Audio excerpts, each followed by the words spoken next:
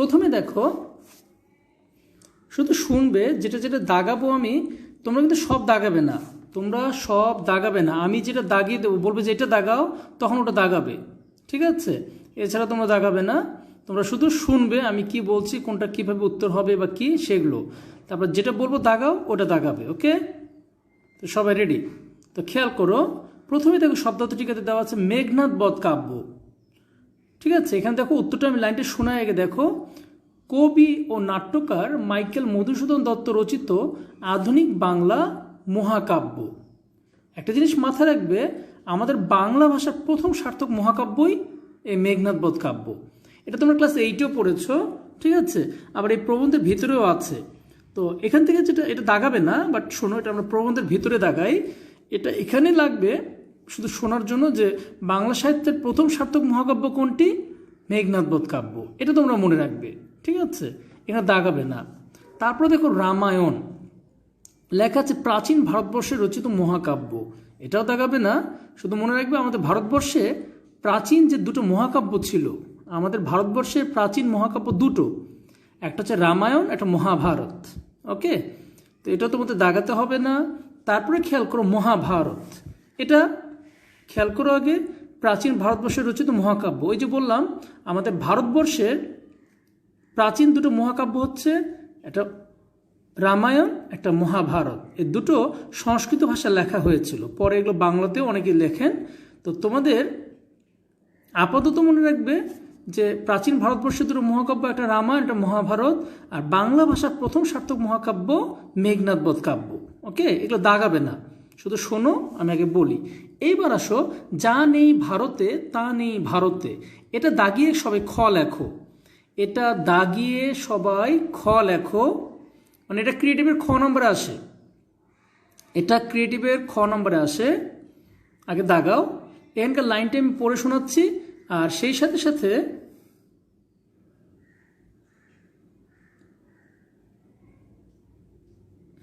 আচ্ছা যাই হোক, একটু খেয়াল করো, দাগানোর পর আমি একে পড়ে শোনাই, তারপর দেখো উত্তরটা কিভাবে লিখবে। এটা কিন্তু ক্রিয়েটিভের খ নম্বরের জন্য সবচেয়ে ইম্পর্ট্যান্ট, এই প্রবন্ধের সবচেয়ে ইম্পর্ট্যান্ট এটাই, যা নেই ভারতে তা নেই ভারতে, ঠিক আছে?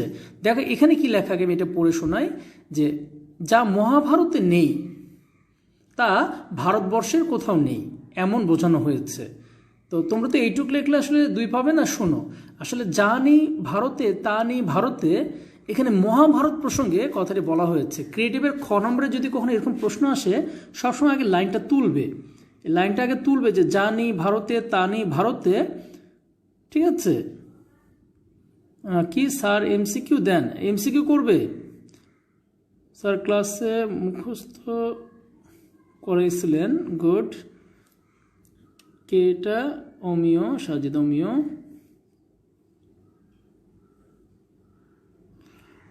তারপর লেখা আছে, গুড। তোমরা যদি এমসিকিউ তো লাইন টু লাইন তো এগুলো, তাহলে শুধু উত্তরটা বলা হবে, যেমন অন্য টিচার করতেছে লাইন দিচ্ছে এবং এমসিকিউ 4টা অপশন, এটা উত্তর রাইট। তাছাড়া আমি এগুলো বুঝিয়ে দিই, তোমাদের কাজে লাগবে, এইটাই কোশ্চেন আসবে, এটাই এমসিকিউতে কাজে লাগবে। ওকে,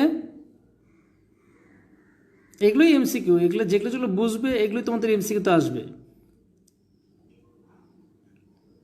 আচ্ছা ঠিক আছে, দেখো খেয়াল করে, তো যখন এটা আসলে আমি এগুলোই বুঝিয়ে দিচ্ছি, এখান থেকে তোমরা এমসিকিউ কমন পাবে, এগুলো সবই এমসিকিউর জন্যই লাগবে। দেখো, তো যা নেই ভারতে তা নেই ভারতে, একটা জিনিস মনে রাখবে, এটা মহাভারতের কাহিনী প্রসঙ্গে কথাটি বলা হয়েছে।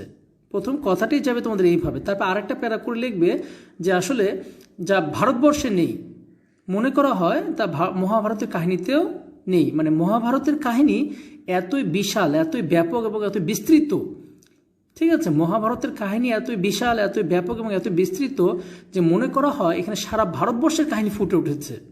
মহাভারতের কাহিনীতে সারা ভারতবর্ষের কাহিনী ফুটে উঠেছে। মহাভারতের কাহিনীতে যা নেই, মনে করা হয় ভারতবর্ষেও তা নেই, বা ভারতবর্ষেও তা ঘটেনি বা হয়নি, এমন। এই জন্য বলা হয় যা নেই ভারতে, প্রথম ভারতটা হচ্ছে মহাভারত, তা নেই ভারতে মানে ভারতবর্ষে, এটা তোমরা মনে রাখবে। ওকে, তো এই জিনিসটা তোমাদেরকে মনে রাখতে হবে। তাহলে প্রথম ভারতটা হচ্ছে মহাভারত, যেটা মহাকাব্য, আর পরের ভারতটা হচ্ছে ভারতবর্ষ। মহাভারত মহাকাব্যের মধ্যে যা নেই মনে করা হয় ভারতবর্ষেও তা নেই, কারণ এতই বিশাল, এতই বিস্তৃত, এতই ব্যাপক এই মহাভারতের কাহিনী। ঠিক আছে, এটাই খ নম্বরের উত্তর। তারপরে আসো লঙ্কা দ্বীপ, এটা দাগাবে। আমরা এখন যেটাকে শ্রীলঙ্কা বলি, আগের এটার নাম ছিল সিংহল দ্বীপ। ঠিক আছে, সেই শ্রীলঙ্কারই এখানে বলা হচ্ছে লঙ্কা দ্বীপ। ওকে, রামায়ণের কাহিনীতে আমরা পাবো এই লঙ্কা দ্বীপের কাহিনী। এই লঙ্কা দ্বীপের রাজা ছিল রাবণ। তো তোমাদের জন্য দরকার লঙ্কা দ্বীপটা দাগাও, সিংহল দ্বীপটা। হ্যাঁ, যে লঙ্কা দ্বীপ বলতে কোন দ্বীপকে বোঝানো হয়েছে বা কোন দেশকে বোঝানো হয়েছে? শ্রীলঙ্কা। ওকে, বা শ্রীলঙ্কার আগের নাম কি ছিল? সিংহল দ্বীপ। এটা আসে, তোমরা এই লাইনটা, এই লঙ্কা দ্বীপটা দাগাও। তারপরে আসো অতুল প্রসাদ সেন। মনে রাখবে অতুল প্রসাদ সেনের গান বা কবিতা তোমরা ছোটবেলায় পড়েছো। ঠিক আছে, তো এখানে দেখো আমি লাইনটা পড়ে শোনাই। এই যে ব্র্যাকেটে যে সালগুলো আছে না, এগুলো পড়বে না। এই শব্দার্থ টিকা যে ব্র্যাকেটে সাল দেওয়া থাকে, জন্ম মৃত্যু, এগুলো তোমাদের লাগবে না, তোমরা শুধু শোনো। আপাতত দাগাবে না, আমি বলে দেবো কোনটা দাগাবে। দেখো, শুধু শোনো। দেখো লেখা, জন্ম ঢাকায় 1871-এর 20 অক্টোবর এবং মৃত্যু লখনৌ শহরে, এটা এখন ইন্ডিয়াতে পড়েছে, 1934 সালের 26 আগস্ট। ব্রাহ্মণ ছিলেন, ব্যারিস্টারি পাশ করে স্বাধীনভাবে ওকালতি ব্যবসা শুরু করেন। সঙ্গীত রচনার জন্য বাঙালির সংস্কৃতি জগতে চিরস্মরণীয় হয়ে আছেন। তার ভক্তিগীতি ও দেশাত্মবোধক গান অদ্যাবধি জনপ্রিয়। অদ্যাবধি মানে আজ অবধি, আজ পর্যন্ত। এই লাইনটা তোমাদের দাগাতে হবে। তার ভক্তিগীতি ও দেশাত্মবোধক গান অদ্যাবধি জনপ্রিয়, এইটুকু দাগাও। আর অতুল প্রসাদ সেনের নামটা দাগাও। তার মানে বাকিগুলো তোমরা না পড়লেও চলবে, তোমাদের লাগবে কোনটা? কার ভক্তিগীতি ও দেশাত্মবোধক গান অদ্যাবধি জনপ্রিয়? অতুল প্রসাদ সেন। ওকে, ঠিক আছে। তোমরা ছোটোবেলা একটা গান শুনেছ বা একটা কবিতা পড়েছ, ছড়া বা কবিতা ছোট বইয়ে, যে মোদের গর্ব মোদের আশা আমরি বাংলা ভাষা। ঠিক আছে, এটা কিন্তু অতুল প্রসাদ সেনেরই লেখা ছিল, তোমাদের মনে আছে কি না? তো যাই হোক, তোমরা আপাতত অতুল প্রসাদ সেনের, যে এত কিছু লাগবে না, তোমরা শুধু পড়বে কোনটা? কার ভক্তিগীতি ও দেশাত্মবোধক গান অদ্যাবধি জনপ্রিয় ছিল? অতুল প্রসাদ সেন। ওকে, তারপর আসো অরূপ রতন। এটা রবীন্দ্রনাথ ঠাকুরের একটা নাটক। মনে রাখবে রবীন্দ্রনাথ ঠাকুরের অনেক নাটকই সাংকেতিক নাটক। ঠিক আছে, এটাকে আমরা ওই যে যেমন ধরো অনেকে বোঝে না সাংকেতিক বা এরকম প্রতীকধর্মী। তোমরা যখন নিম গাছ গল্প পড়ো, কাহিনী একরকম বাট ইনার মিনিং আরেকটা। ঠিক আছে, ওই রকম রবীন্দ্রনাথ ঠাকুরের অনেক নাটকই আছে এরকম প্রতীকধর্মী বা সাংকেতিক নাটক, যেমন এই অরূপ রতন, এটা সাংকেতিক নাটক। হ্যাঁ, যে কাহিনী একরকম বাট ইনার মিনিং আরেকটা। এগুলো তোমাদের এখান থেকে না পড়লেও চলবে। হ্যাঁ, এগুলো প্রবন্ধের ভিতরে আছে, আমরা ওখানে দাগাবো। এবার আসো H.G. ওয়েলস। ওকে, এই নামটা আন্ডারলাইন করো, H.G. ওয়েলস। ওকে, তোমরা যারা সায়েন্স ফিকশন পড়তে ভালোবাসো, ইংলিশে সায়েন্স ফিকশন, আমাদের বাংলা ভাষাতেও সায়েন্স ফিকশন লেখেন, যেমন মোহাম্মদ জাফর ইকবালের অনেক সায়েন্স ফিকশন আছে। তো ইংরেজি ভাষায় সায়েন্স ফিকশনের জনক বলা হয় H.G. ওয়েলসকে। তো ওনার এই যে H.G. ওয়েলসের দাগাবে নামটা, এবং তার পরের লাইনে দেখো লেখা বৈজ্ঞানিক কল্পকাহিনী স্রষ্টা। এইটুকু আন্ডারলাইন করো, বৈজ্ঞানিক কল্পকাহিনী স্রষ্টা। বাকিগুলো লাগবে না, এই যে ব্র্যাকেটের সালটা পড়বে না, আমি বলে দিলাম। সাথে দেখো ইংরেজি ঔপন্যাসিক, সাংবাদিক, ঐতিহাসিক দরকার নেই, তোমরা পড়বে বৈজ্ঞানিক কল্পকাহিনী স্রষ্টা কে? H.G. ওয়েলস। স্রষ্টা মানে পায়োনিয়ার, মানে যিনি ফার্স্ট টাইম এটা সৃষ্টি করেছেন। হ্যাঁ, তো আমাদের ইংরেজি ভাষায় বৈজ্ঞানিক কল্পকাহিনী স্রষ্টা মানে সায়েন্স ফিকশন, চাইলে নিচে ছোট্ট করে লিখে রাখো সায়েন্স ফিকশন, তাহলে সুবিধা হবে। যে বৈজ্ঞানিক কল্পকাহিনী স্রষ্টা কে? H.G. ওয়েলস। তোমরা আমার সাথে সাথে শোনো এবং দেখো, এতে পড়া হয়ে যাবে, মুখস্থ হয়ে যাবে। তারপরে একাঙ্কিকা। একাঙ্কিকা, এটা দাগাও, আগে আমি বুঝা দিচ্ছি। একাঙ্কিকা মানে দেখো লেখা এক অঙ্কের নাটককে বলা হয়। অনেকে বোঝায় না স্যার একাঙ্কিকা আবার কি, বা এক অঙ্কের নাটক আবার কি জিনিস। মনে রাখবে, যেমন একটা নাটক যখন একটা স্থানকে মানে এক জায়গাতে, বা তোমরা যখন ক্লাস 8-এ একটা নাটক পড়েছো, তোমাদের মনে আছে কি না, সুখী মানুষ, দেখবে ওই নাটকে কিন্তু দুইটা স্থানের কাহিনী আছে, খেয়াল করে দেখবে। ঠিক আছে, তো ওটা একাঙ্কিকা হবে না। কিন্তু যদি হয়তো সম্পূর্ণ কাহিনীটা একটা স্থানকে কেন্দ্র করে, সেটাকে একাঙ্কিকা বলা যেত। ঠিক আছে, একটা স্থানকে একটা নির্দিষ্ট সময়ের মধ্যে কাহিনীটা শেষ হয়ে যাচ্ছে, সেটা একাঙ্কিকা। এই যে এক অঙ্কের নাটক, তোমাদের যেমন পাঠ্য আছে বহিপীর নাটক, ওখানে কিন্তু 2টা অঙ্ক মাথায় রাখবে। একটা কিন্তু সকালবেলার কাহিনী, ঠিক আছে, সারাদিন ধরে সকালবেলা কি হলো না হলো, ঠিক আছে, আর একটা হচ্ছে কিন্তু রাত্রেবেলার কাহিনী। তো ওটা 2টা অঙ্ক, ঠিক আছে। তো এখানে বলা হচ্ছে একাঙ্কিকা, মানে এক অঙ্ক, যে নাটকগুলো একটা অঙ্ক থাকে সেটাকে বলা হয় একাঙ্কিকা। ওকে, এবার আসো এডগার অ্যালান পো। এডগার অ্যালান পো এখানে দাগানোর দরকার নেই, হ্যাঁ, আমি গল্পের ভিতরে দাগিয়ে দেবো। আমাদের ইংলিশ লিটারেচার মানে ইংরেজি ভাষায় ছোট গল্পের জনক বলা হয় এডগার অ্যালান পোকে। মানে আমাদের বাংলা ভাষার যেমন ছোট গল্পের জনক রবীন্দ্রনাথ ঠাকুর, ওরকমভাবে ইংরেজি ভাষায়, অর্থাৎ ইংরেজি ভাষায় প্রথম ছোট গল্প কে লেখেন? এডগার অ্যালান পো। ঠিক আছে, ওইখানে আমরা দাগাবো, এখানে লাগবে না। এখানে যদি দাগাও এডগার অ্যালান পোর নামটা দাগিয়ে যদি দাগাও শুধু আমেরিকান, এই দাগাটা, এই লাইনটা দাগাবে। আমেরিকান কবি, গল্পকার ও সমালোচক লেখা আছে, আমেরিকান দাগাতে পারো। ওকে, এডগার অ্যালান পো কোন দেশের? আমেরিকান, হ্যাঁ, এটা দাগাতে পারো। আচ্ছা, তারপর আসে অ্যারিস্টটল, এর নামটা দাগাবে। অ্যারিস্টটল নামটা দাগাবে। অ্যারিস্টটলের নাম তোমরা বিভিন্ন বড় ক্লাসে যখন উঠবে তখন দেখবে তোমরা সবখানে পাবে, বায়োলজি, বোটানিতে, জুলজিতে, ঠিক আছে, এমনকি সোশ্যোলজি পড়তে গেলেও দেখবে অ্যারিস্টটলের নাম পাবে। বাংলাতে তো পাচ্ছই, দেখো খেয়াল করে, সাহিত্য পড়তে গেলেও অ্যারিস্টটলের নাম আসে। বিভিন্ন সাবজেক্টে তোমরা অ্যারিস্টটলের নাম পাবে। তো অ্যারিস্টটলের নামটা দাগাও। দাগিয়ে এই যে গ্রিক দার্শনিক, গ্রিক মানে তোমরা সবাই জানো, ক্লাস 10-এ পড়েছো তো, গ্রিস। বর্তমানে আমরা যে দেশটাকে গ্রিস বলি, গ্রিসের মানুষকে বলা হয় গ্রিক। তো গ্রিক দার্শনিক দাগাও, এটা দাগালে হবে, এগুলো লাগবে না। বিজ্ঞানী, সাহিত্য সমালোচক, দার্শনিক, এটা দাগাতে হবে। দার্শনিক প্লেটোর শিষ্য ছিলেন, তোমরা এটা দাগাও। দার্শনিক প্লেটোর শিষ্য ছিলেন। তো কোশ্চেন যদি আসে অ্যারিস্টটল কার শিষ্য ছিলেন? প্লেটোর। ঠিক আছে, তোমরা আশা করি অনেকে সিরিয়ালটা জানো যে কার শিষ্য কে। যেমন এখানে বিখ্যাত 4জন ব্যক্তির মধ্যে 2 জনের নাম দেওয়া। মনে রাখবে, জ্ঞানগুরু বলা হয় সক্রেটিসকে, বলা হয় সক্রেটিসকে। সক্রেটিসের ছাত্র কে? প্লেটো। প্লেটোর ছাত্র অ্যারিস্টটল। অ্যারিস্টটল। আর অ্যারিস্টটলের ছাত্র হচ্ছেন গ্রিক বীর আলেকজান্ডার দি গ্রেট। বা তোমরা উদ্ভিদ বিজ্ঞানে পড়েছো কিনা, থিওফ্রাস্টাসের নাম, 4 জন আছে। এগুলো আমাদের এখানে দরকার নেই, তোমরা শুধু মনে রাখবে যে অ্যারিস্টটল কার শিষ্য ছিলেন। মানে শিষ্য মানে যারা বোঝেন, অ্যাপ্রেন্টাইস মানে ছাত্র আর কি। তো প্লেটোর ছাত্র ছিলেন অ্যারিস্টটল। প্লেটোর ছাত্রকে অ্যারিস্টটল, এটা মনে রাখবে। ওকে, তারপরে আসো কপালকুণ্ডলা। হ্যাঁ, দাগাবে না, কিন্তু মনে রাখবে যে বঙ্কিমচন্দ্র চট্টোপাধ্যায় যে উপন্যাসগুলো লিখেছেন, হ্যাঁ, তার মধ্যে আমি তোমাদের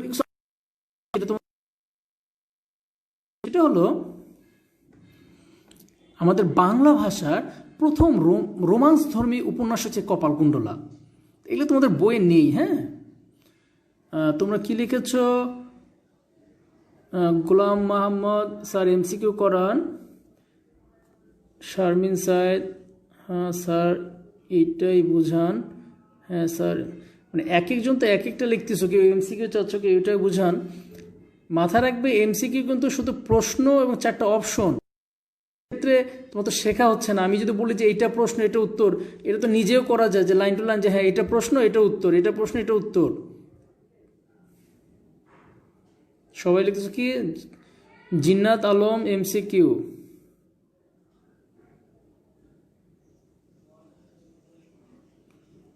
মারিয়া মাহবুব, এটাই বুঝান। আমার সমস্যা নেই, কিন্তু আমার এমসিকিউটা সুবিধা বেশি। এখন তো এগুলো তো বুঝে, তো এমসিকিউ তো বোঝানো হচ্ছে, দেখার উত্তরটা বললে হয়ে যাচ্ছে। এ তো টেস্ট পথেও করানো যায়।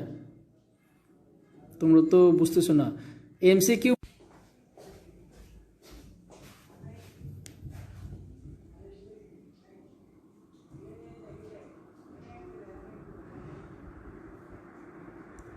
হ্যাঁ, কি করব স্যার? আপনি আপনার স্টাইলে পড়ান, ওটাই ভালো আমাদের জন্য।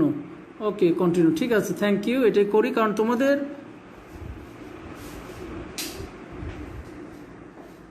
ওকে আজকে এটা করাই দরকার। এমসিকিউ করানো যাবে, সমস্যা নেই, এমসিকিউ অনেক আছে। ঠিক আছে, তা দেখো খেয়াল করে, কোথায় ছাড়লাম? হ্যাঁ, কপালকুণ্ডলা যেটা বলছিলাম। তো কপালকুণ্ডলা এখান থেকে কিছু পড়ার দরকার নেই। দেখো এখানে লেখা শতাব্দীর অন্যতম শ্রেষ্ঠ ঔপন্যাসিক বঙ্কিমচন্দ্র চট্টোপাধ্যায়ের উপন্যাসের নামকরণ করা হয়েছে নায়িকার নামে, দরকার নেই, দাগাবেও না, পড়তে হবে না। এরপর আসো কালা পাহাড়, এখান থেকে কালা পাহাড় পড়ার দরকার নেই। তোমাদের যে মানুষ কবিতা আছে ওখানে কালা পাহাড়ের একটা কোশ্চেন আছে যেটা সবচেয়ে ইম্পর্টেন্ট। তোমরা যখন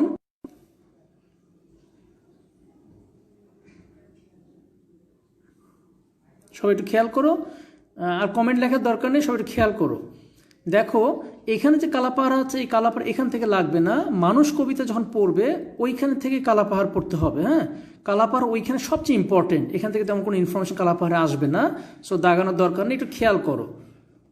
তো কোন কমেন্টস লেখার দরকার নেই। এদিকে দেখো যে দেখো এটি একটি ঐতিহাসিক চরিত্র, হিন্দু ধর্ম বিদ্বেষী এক সেনাপতি, দুর্ধর্ষ নিষ্ঠুর প্রকৃতির ছিলেন। হ্যাঁ, কালাপাহাড় সম্পর্কে অনেক কিছু বলা যায়, আমরা যদি কখনো মানুষ কবিতাটা পড়ি আমি ওখানে কাহিনী বলবো, এখানে তোমাদের এটা লাগছে না। তারপর আসলে গিরিশচন্দ্র ঘোষ, এই নামটা দাগাও, গিরিশচন্দ্র ঘোষ এই নামটা আন্ডারলাইন করো শুধু। তারপরে খেয়াল করো, সবাই একটু খেয়াল করো, এই যে দেখো লেখা বাংলা নাটকের যুগন্ধর পুরুষ, এইটুকু ইনফরমেশন দাগাও। কোশ্চেন আসে, এটা এমসিকিউতে আসে যে বাংলা নাটকের যুগন্ধর পুরুষ কে? গিরিশচন্দ্র ঘোষ। তারপরে আসো নাট্য রচনার পাশাপাশি অভিনয়ও করতেন, অভিনেতা হিসেবে অভূতপূর্ব সুনাম অর্জন করেছেন, এগুলো কিন্তু দাগাবে না। তোমাদের এখান থেকে যে ইনফরমেশনটা শুধু লাগবে সেটা হলো শুধু এই যে বাংলা নাটকের যুগন্ধর পুরুষ। ওকে, গিরিশচন্দ্র ঘোষ এমসিকিউ এর জন্য সবচেয়ে ইম্পর্টেন্ট এটা একটা কোশ্চেন যে বাংলা নাটকের যুগন্ধর পুরুষকে গিরিশচন্দ্র ঘোষ। এরপর আসো চন্দ্রগুপ্ত, ঠিক আছে, চন্দ্রগুপ্ত যেটা লাগবে সেটা খেয়াল করো, সবাই একটু খেয়াল করো। প্রাচীন ভারতবর্ষের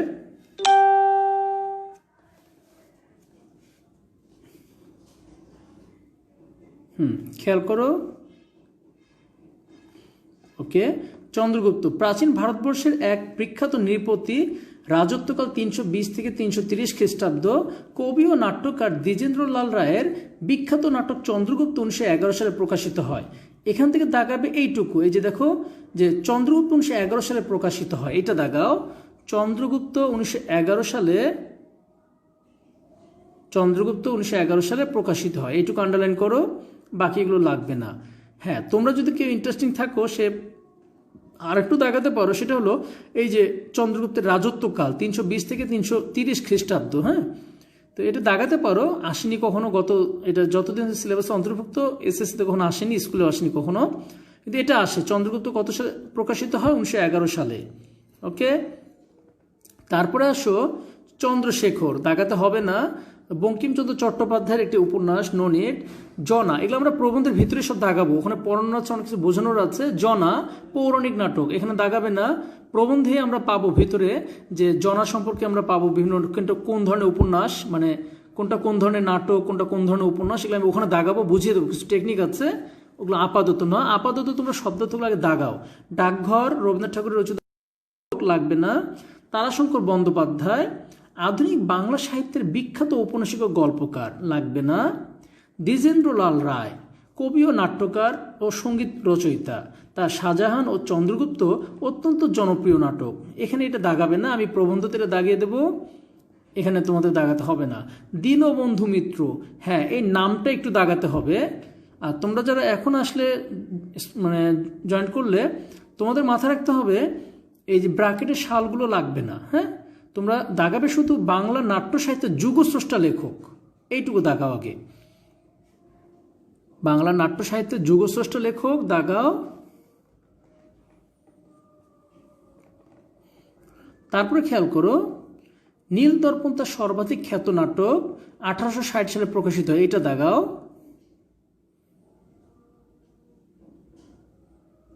ওকে, আমি তোমাদেরকে একটা ইনফরমেশন দিই, শোনো সবাই, সেটা হলো ঘোলা দেখাচ্ছে,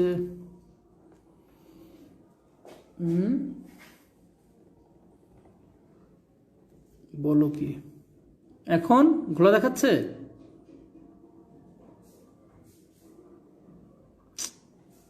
কেন ঝাপসা দেখাবে?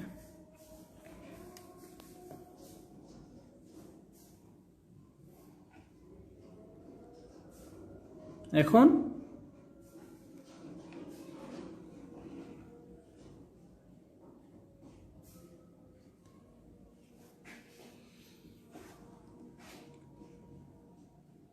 না, ঘোলা দেখাচ্ছে কেন বুঝলাম না।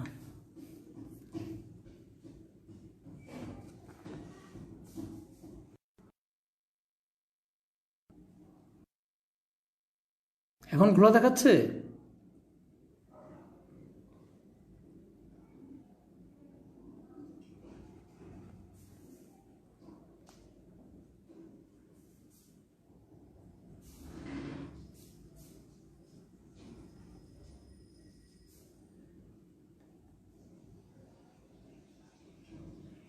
দেখা যায় না।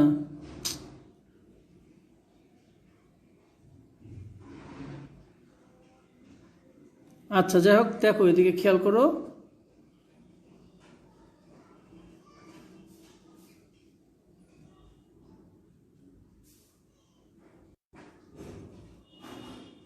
আচ্ছা, একটু খেয়াল করো।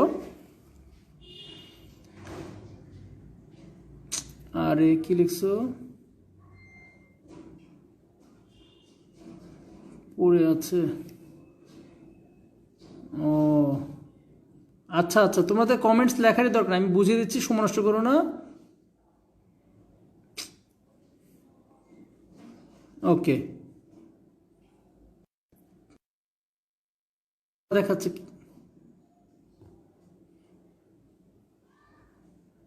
হুম, ঘোলা।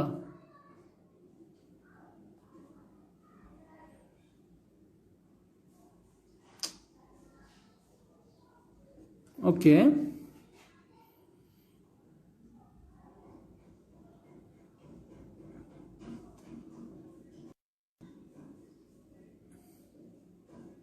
ওকে, হ্যাঁ শোনো, তো দেখো এদিকে খেয়াল করে।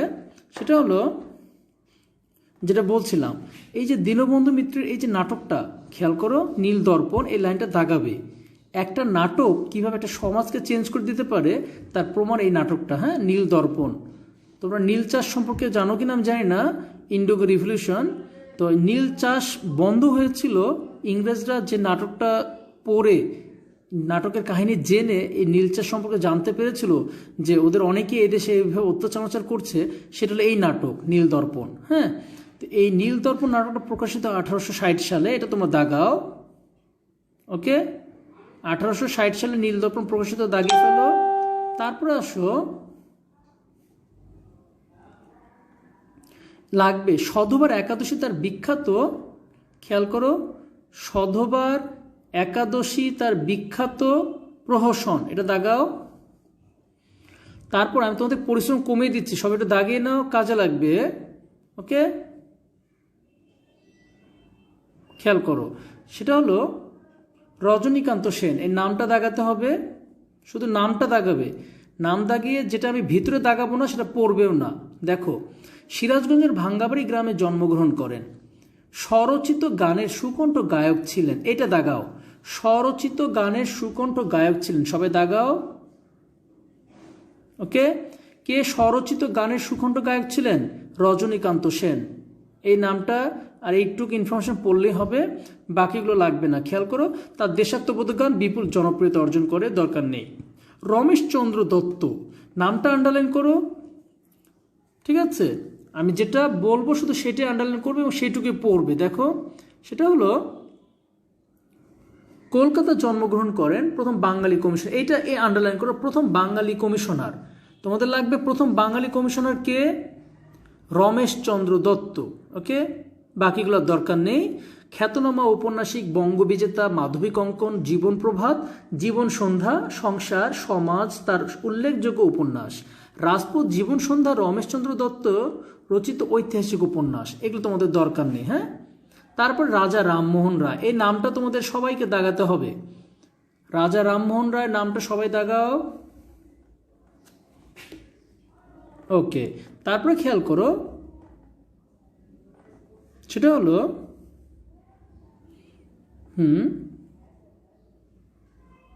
পশ্চিমবঙ্গের হুগলিতে তিনি জন্মগ্রহণ করেন, সমাজ সংস্কারক, ধর্ম সংস্কারক ও বহু ভাষাবিদ পণ্ডিত। বাংলা গদ্যের প্রস্তুতি পর্বের শিল্পী, এইটুকু আন্ডারলাইন করো সবাই। বাংলা গদ্যের প্রস্তুতি পর্বের শিল্পী, দাগাও। বাংলা গদ্যের প্রস্তুতি পর্বের শিল্পী কে ছিলেন? রাজা রামমোহন রায়। হ্যাঁ, এগুলোই তোমাদের এমসিকিউর জন্য ইম্পর্টেন্ট। বাংলা গদ্যের প্রস্তুতি পর্বে শিল্পী মানে ইন্ট্রোডাকশন, প্রথম দিকে যারা গদ্য লেখালেখি করতেন তাদের মধ্যে রাজা রামমোহন রায় একজন। হ্যাঁ, তার বইয়ের নামগুলো কখনো আসেনি। তারপর আমি বলবো এই বছর এসএসসিতে তোমাদের জন্য একটা বই আসতে পারে ইম্পর্টেন্ট, একটু দাগিয়ে নাও। দেখো বইয়ের নামগুলো: বেদান্ত গ্রন্থ, বেদান্ত সার, গৌড়ীয় ব্যাকরণ, গৌড়ীয় ব্যাকরণ তার উল্লেখযোগ্য গ্রন্থ। হ্যাঁ, এগুলো লাগবে, এই বইয়ের নামগুলো একটু পড়বে। তারপরে সমরেশ বসু দরকার নেই, দৃশ্যকাব্য দরকার নেই, নকশিকাথার মাঠ এখান থেকে দরকার নেই, নীল দর্পণ এখানে দরকার নেই, পৌরাণিক নাটক এখান থেকে দরকার নেই। হ্যাঁ, তার মানে তোমাদের এগুলো পড়তে হবে না। ওকে, আমি যেগুলো বললাম একটু ফলো করো, দেখবে ইনশাল্লাহ এসএসসি পর্যন্ত তোমাদের কাজগুলো গোছা যাবে। পরের পৃষ্ঠা চলে আসো এবং তোমাদের পরিশ্রমটা অনেক কম হবে। এরপরে আসো, যেগুলো দরকার নেই আমি বলে দিচ্ছি। ওকে, তোমরা নিজেরাও দেখবে, যেগুলো আমি দাগিয়ে দিচ্ছি, বুঝিয়ে দিচ্ছি, পড়িয়ে দিচ্ছি, তোমরা নিজেরা টেস্ট পেপার ঘাটবে, দেখবে আসলে এর বাইরে কোনো কোশ্চেন আছে কিনা। হ্যাঁ, দেখে আমাকে জানাবে যে স্যার এই লাইনটা আছে, কমেন্ট বক্সে কমেন্ট করবে। ওকে, আমি দেখবো। ঠিক আছে, দেখো শুধু দেখবে এগুলোই এমসিকিউ, এর বাইরে কোনো কিছু পাবে না। ওকে, খেয়াল করো। প্রফুল্ল, তো এটাও লাগবে না। প্রহসন, হ্যাঁ প্রহসনটা আসে না কিন্তু তোমরা দাগাবে, কারণ তোমরা প্রায় সময় কোশ্চেন জিজ্ঞাসা করো ক্লাসে, করো স্যার প্রহসন কি, অনেক সময় কোশ্চেন থাকে। দেখো খেয়াল করো, প্রহসন দাগাও, দাগিয়ে দেখো লেখা কি, উপন্যাস বা নাটকের রচনাশৈলী অবলম্বনে হাস্যরসাত্মক রচনা। তার মানে যে হাস্যরসাত্মক রচনাগুলো, নাটকগুলো যেগুলো কি হয়, কোনো একটা বিষয় নিয়ে ব্যঙ্গ বিদ্রুপ সহকারে তুলে ধরা হয়, সেগুলোকে আমরা প্রহসন বলতে পারি। হ্যাঁ, তো এটা আসেনি কখনো, তোমরা জাস্ট খালি দাগাও তোমাদের বোঝার জন্য। এরপরে দাগাও প্লট, দাগাও। প্লটও তেমন একটা আসে না, বাট তোমরা দাগাবে। কি লেখা দেখো, গল্প, উপন্যাস, নাটকের কাহিনী অংশকে প্লট বলা হয়। আবারও শোনো, গল্প বা, এখানে বা হবে আর কি, অ্যাকচুয়ালি গল্প বা উপন্যাসের, নাটকের কাহিনীর অংশকে প্লট বলে। এই যে অনেকগুলো কাহিনী তো একটা নাটক তৈরি হয়, তাই না? অনেকগুলো কাহিনী বা অনেক ব্যক্তির ঘটনা বা অনেক বিষয় নিয়ে ঘটনা নিয়ে কি হয়, একটা উপন্যাস তৈরি হয়, তাই না? ওগুলোকে এক একটা প্লট বলা হয়। তো তোমাদের এত কিছু এটা বোঝাতে হবে না, তোমরা শুধু, হ্যাঁ বনফুল এখান থেকে পড়তে হবে না, তোমরা পড়বে বন্দে মাতরম, দাগাও, বন্দে মাতরম দাগাও। সবাই একটু খেয়াল করো, এই যে বন্দে মাতরম দেখো লেখা, এই দুই শব্দের অর্থ জননী, অর্থাৎ মাকে বন্দনা, মায়ের গুণগান গাই, মায়ের গুণগান গাই। বঙ্কিমচন্দ্র তার আনন্দমঠ উপন্যাসের স্বরচিত এই গানটি যুক্ত করেছেন, দাগিয়ে ফেলো। ঠিক আছে, তাহলে বন্দনা মানে বন্দে মাতরম এর মানে, তোমরা যারা হিন্দি সিনেমাটার মধ্যে দেখো বা সিরিয়ালটা যেটাই দেখো, ওখানে প্রায় সময় দেখবে এরকম শোনা যে বন্দে মাতরম, ওদের গানও আছে। তো তোমাদের যেটা মনে রাখতে হবে, এই আমাদের বাংলা ভাষায় একজন নামকরা ঔপন্যাসিক বঙ্কিমচন্দ্র তার আনন্দমঠ উপন্যাসে গানটা লিখেছেন। বুঝতে পেরেছ? আনন্দমঠ উপন্যাসে এই গানটা আছে। তো কোশ্চেন যদি আসে বন্দে মাতরম কোন উপন্যাসের গান, তাহলে এটা অ্যান্সার হবে কি, আনন্দমঠ। আবার যদি আসে যে বন্দে মাতরম এর অর্থ কি, জননীকে মানে মাকে বন্দনা করি, বন্দনা মানে গুণগান, মায়ের গুণগান গাই। তারপরে আসো বিচিত্র প্রবন্ধ, লাগবে না, এটা আমরা প্রবন্ধের ভিতরে পড়ব। বিষবৃক্ষ লাগবে না এখানে, বুদ্ধদেব এটাও আমরা প্রবন্ধের ভিতরে পড়ব, লাগবে না। বৈষ্ণব কবিতা এখানে পড়ার দরকার নেই। মঙ্গল কাব্য এটা আমরা প্রবন্ধের ভিতরে পড়তে পারবো, এখানে লাগবে না। আর যদি কেউ দাগাতে চাও, এটা লাগবে শুধু মধ্যযুগে রচিত। হ্যাঁ, মঙ্গল কাব্য যদি কেউ দাগালে এইটুকু দাগাবে, মধ্যযুগে রচিত। ওকে, এইটা লাগবে, সেটা হলো। তো আদিয়াত জামান কি লিখছে, সোহাগ স্যারের ক্লাস এতক্ষণে, আচ্ছা যাই হোক। তো এদিকে দেখো সবাই, তো তোমরা দেখাচ্ছ যদি দাগাও মঙ্গল কাব্য তাহলে দাগাবে মধ্যযুগে রচিত, কারণ কোশ্চেন অনেক সময় আসে যে মঙ্গল কাব্য কোন যুগের কাব্য। ওকে, সেটা তোমরা করতে পারো। আর এই যুগ বিভাগ নিয়ে আমি তোমাদের একটা ভিডিও দিয়েছিলাম, আশা করি সবাই দেখেছো। যুগ বিভাগ নিয়ে কি ভিডিও দিয়েছিলাম, দেখেছো তোমরা? একটু কমেন্ট করো দেখি। আমি একটা ইউটিউবে একটা ভিডিও দিয়েছিলাম যুগ বিভাগ নিয়ে, তোমাদের এই পেজে শেয়ারও করেছিলাম, তোমরা কি দেখেছো? যুগ বিভাগটা তোমাদের ফার্স্ট পেপারও লাগবে, সেকেন্ড পেপারও লাগবে। যদি দেখে থাকো একটু ওকে দাও দেখি, ইয়েস স্যার বা এরকম লিখে দেখাও দেখি কমেন্টে। যারা দেখোনি তারা নো স্যার লেখো, আমি তাহলে বলে দিচ্ছি কিভাবে দেখবে।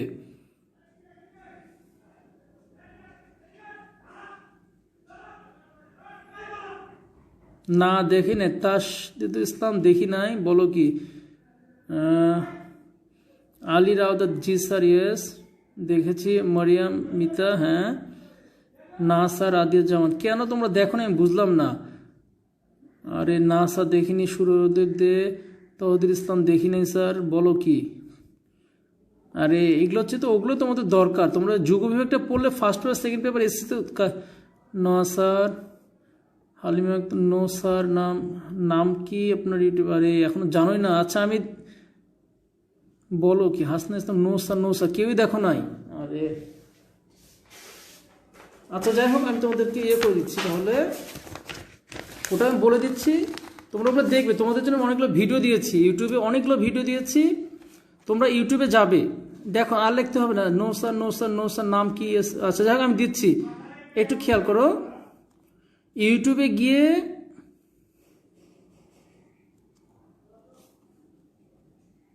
সোহাগ স্যার দিয়ে সার্চ দিবে। ইউটিউবে গিয়ে Sohag sir, SOHAG, Sohag sir দিয়ে সার্চ দিবে। যেগুলো যেগুলো দেখবে SSC, Saeed Chowdhury, no sir, no sir. আচ্ছা ঠিক আছে, আর কমেন্টস দরকার। না স্যার দেখি নাই। সাজিদ অমিয়, না স্যার। জিন্নাত আলম, না স্যার। আচ্ছা আর দরকার নেই কমেন্টস, এদিকে দেখো আমি বুঝা দিচ্ছি।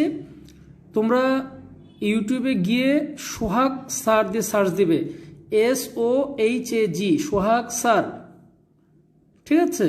সার্চ দিবে, ওখানে দেখবে যেগুলো SSCর ভিডিও। আমি যেমন তোমাদের কবিতাগুলো দিচ্ছি, এমন আজকে যেমন একটা কবিতা দেবো, কালকে দেবো তোমাদের একটা ব্যাকরণের চ্যাপ্টার, এটা প্রতিদিনই আমি একটা করে ভিডিও তোমাদের ওখানে দিচ্ছি। কি করবা?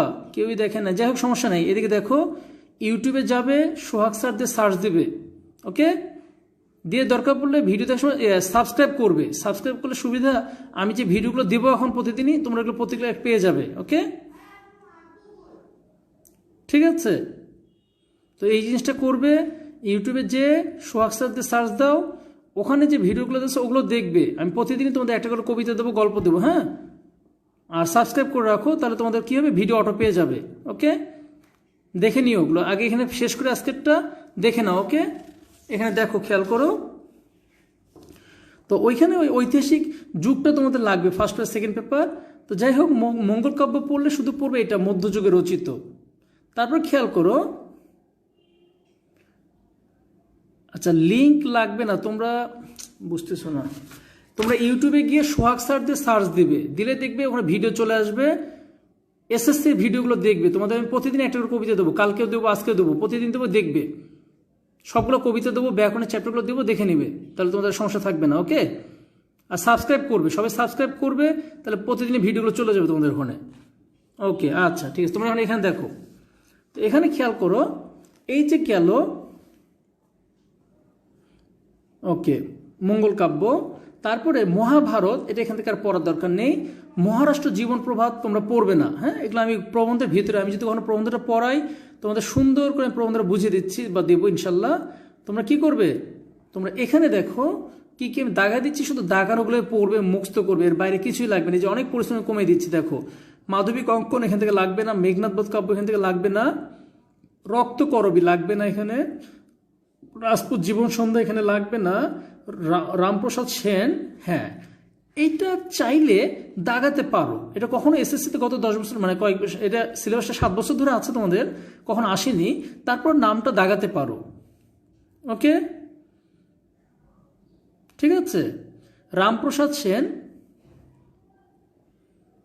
আচ্ছা তোমরা একটু কমেন্টস বন্ধ করো, সাবস্ক্রাইব কিভাবে করবো, কিভাবে, আচ্ছা এগুলো এখন দরকার নেই, এখন কাজে আসো, ওকে? সাবস্ক্রাইব কিছু, যখন ভিডিও দেখবে নিচে দেখবে লেখাই থেকে সাবস্ক্রাইব, টিপ দিবে, হয়ে যাবে। সবাই পড়াতে আসো এখন, ওকে? ওটা পরে, এটা দেখার পরে ভিডিওটা দেখিও, দেখে সাবস্ক্রাইব করো। এদিকে দেখো, সাবস্ক্রাইব করলে তোমাদেরই ভালো, আমি যত ভিডিও দেবো সব তোমাদের ওখানে চলে যাবে, ওকে? আচ্ছা ঠিক আছে, এদিকে দেখো, হ্যাঁ। তো এখানে খেয়াল করো, এগুলো পড়বে না, হ্যাঁ। রামপ্রসাদ সেন যেটা বলছিলাম, এটা কখনো আসেনি, কিন্তু যদি কখনো কোশ্চেন আসতে পারে এইভাবে, দেখো এই যে এর গানকে রামপ্রসাদে আখ্যা দেওয়া হয়, চাইলে এইটুকু তোমরা দাগাতে পারো। কোশ্চেন যদি কখনো দেয় এরকম যে কার গানকে রামপ্রসাদে আখ্যা দেওয়া হয়, সেটা হবে রামপ্রসাদ সেন। কখনো আসেনি, বাট আসার মতো, হ্যাঁ, এটা আসার মতো কোশ্চেন, তোমরা দাগিয়ে রাখো। তারপর শহীদুল্লাহ কায়সার এখানে লাগবে না, শাহজাহান এখানে লাগবে না, আমি প্রবন্ধে বুঝিয়ে দেব। শূর্পণখা এটাও প্রবন্ধে আমরা বুঝবো। শেক্সপিয়ার এটাও প্রবন্ধে বুঝবো। শ্রব্য কাব্য এটাও প্রবন্ধে বোঝার মতো, এখানে লাগবে না। শ্রীশচন্দ্র দাস, হ্যাঁ এই নামটা লাগবে, এসএসসির জন্য এটা ইম্পর্টেন্ট। শ্রীশচন্দ্র দাস, সবাই নামটা আগে দাগাও। ওকে,